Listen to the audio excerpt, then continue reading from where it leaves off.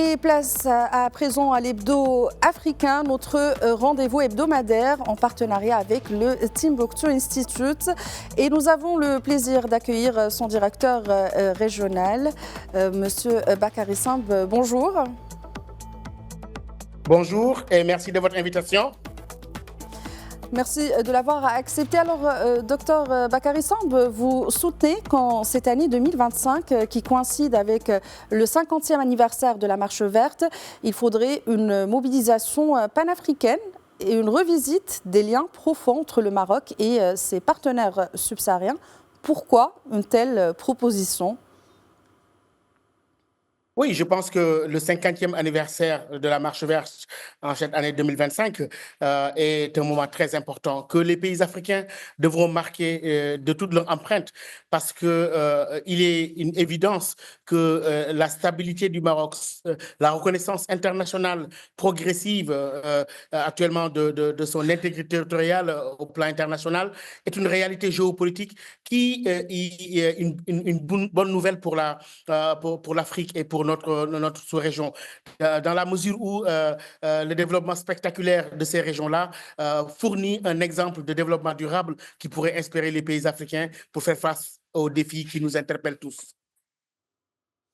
Alors, Bakary Samb, au-delà du symbole de la reconnaissance internationale de la marocanité du Sahara, qui selon vous est devenue une évidence géopolitique internationale, que représenterait la célébration de la Marche verte pour les pays africains de manière générale ?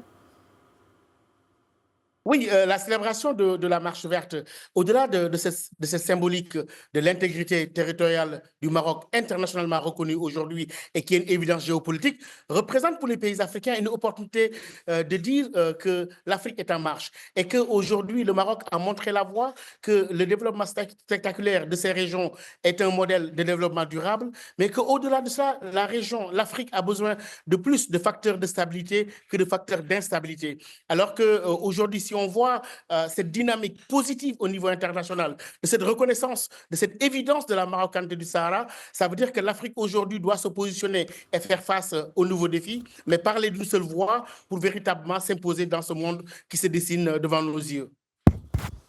Et dans ce contexte, vous mettez aussi en avant ce que vous appelez le développement spectaculaire des provinces du Sud et que vous identifiez comme un modèle devant inspirer les autres pays de la région. Alors, en quoi cette célébration panafricaine que vous préconisez pourrait être importante dans ce contexte, justement ? Je pense que le Timbuktu Institute, en tant que centre de recherche aujourd'hui, qui célèbre les 60 ans de la convention d'établissement entre le Sénégal et le Maroc, l'axe Dakar-Rabat, qui est un modèle d'intégration, qui est un modèle d'intégration africaine devant inspirer d'autres ensembles géographiques et qui aujourd'hui coïncide avec ce 50e anniversaire de la Marche verte, je pense doit être un moment fort où les think tanks africains, les penseurs, les universitaires puissent faire jonction avec des universités qui existent aujourd'hui comme le campus de l'UM6P,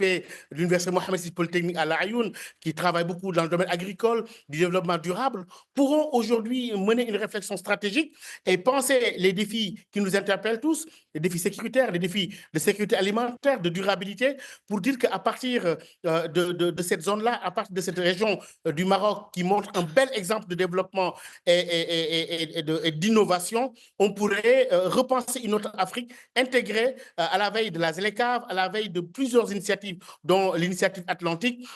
et montrer aujourd'hui que l'Afrique pourrait réfléchir de manière autonome, faire face aux défis, mais aller ensemble vers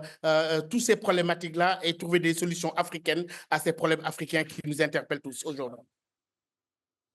Bakary Samb, je rappelle que vous êtes directeur régional du Timbuktu Institute. Merci d'avoir répondu à nos questions.